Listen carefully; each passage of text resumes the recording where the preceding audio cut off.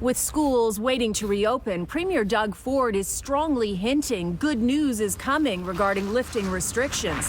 He told an Ottawa radio station today an announcement will be made by the end of the week, and it will be, quote, positive. The main goal for the latest lockdown, which closed businesses like restaurants and gyms, was to prevent hospitals from getting overwhelmed.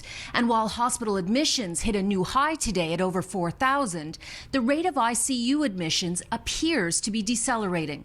Last week, the chief medical officer of health said any reopening would be done gradually. Today, Toronto's top doctor is also urging caution. We've learned from our own experiences and from the experiences of other jurisdictions that going too quickly risks the progress that we have made.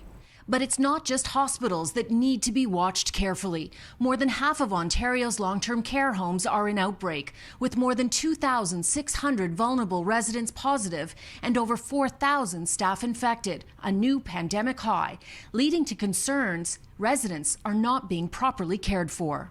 Who's taking care of residents right now?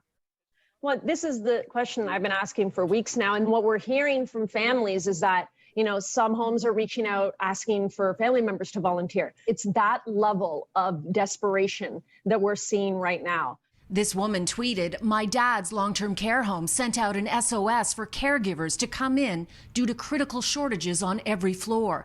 My 3-year-old tested positive today because of daycare exposure.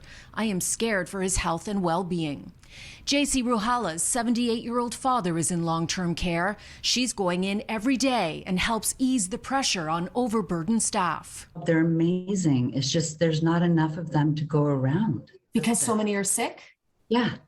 They're just doing bed baths is one thing. Instead of a shower? Yeah, and then they have to eat their meals in their rooms. And then with short staffing, they're so quick to go to the rooms, and then they're feeding them so fast because they have to go to the next room.